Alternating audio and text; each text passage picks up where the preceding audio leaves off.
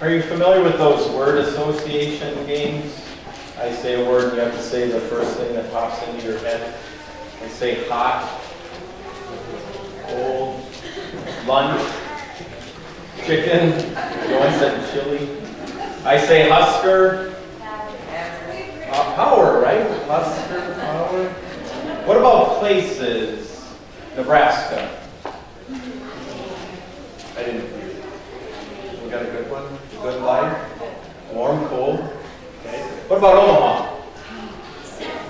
Awesome. Steaks came into my mind. Omaha steaks. What about Lincoln? Capital? Capital. What about home? What about church? God. What about Bethlehem? Jesus? Star? Manger? Peaceful? Quiet? Night?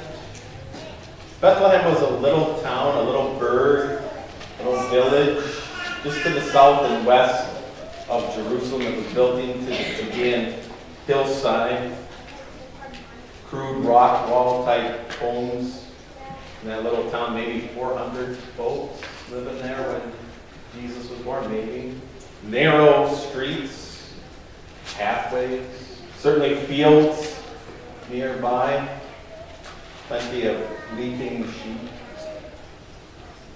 Not a whole lot of claim to fame for that little burg, that little village. You may remember that Jacob, Abraham, Isaac, Jacob's wife Rachel gave birth to Benjamin, the youngest of the 12 boys, but that Rachel died in childbirth.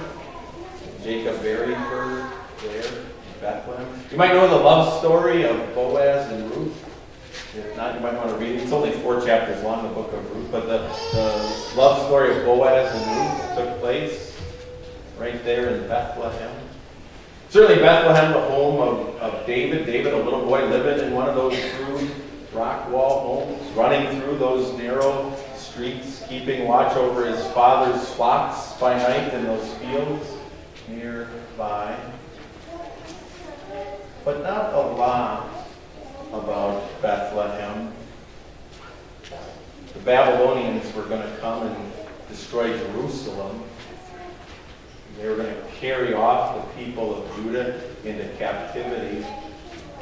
Did they go as far as Bethlehem? Did some of those folks go? Maybe. Some 70 years later, some of those people from Judah are going to come back. They're going to rebuild Jerusalem.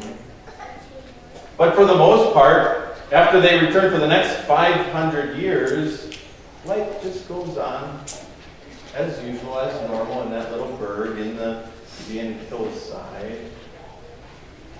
It was about that time Isaiah the prophet told the people that a virgin was going to be with child. But about that same time, Micah tells the people just where that child is going to be born. Micah tells the people that the virgin son will be born in Bethlehem.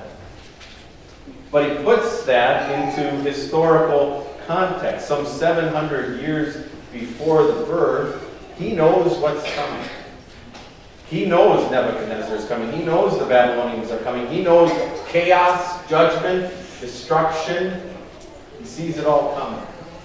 He knows they're going to return, but he also knows gone. Gone are the glory days of King David, King Solomon. Gone are the glory days of the mighty kingdom stretching from north to south. Gone are the days when the sons of David would sit on that throne up there in Jerusalem. Coming were not only the Babylonians, but the Medes and the Persians and the Greeks and the Romans.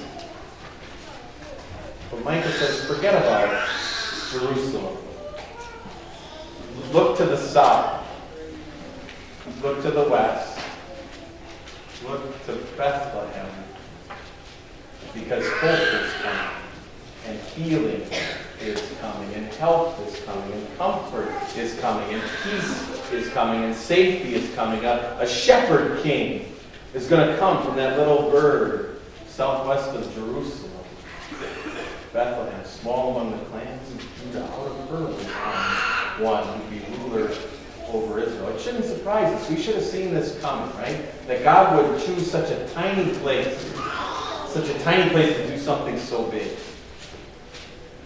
That God would pick such a humble place to bring His glory into the world in a baby boy wrapped in strips of cloth. That God would choose such an insignificant place to do something that would impact our eternity. It shouldn't surprise us because God often does that. To God, the weak is strong and the foolish is wise. We read from Micah chapter 5. Marshal your troops, O city of troops, for a siege is laid against us.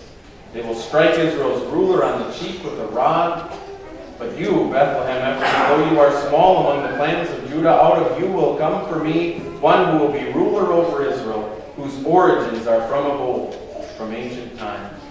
Therefore Israel will be abandoned until the time when she who is in labor gives birth, and the rest of his brothers return to join the Israelites.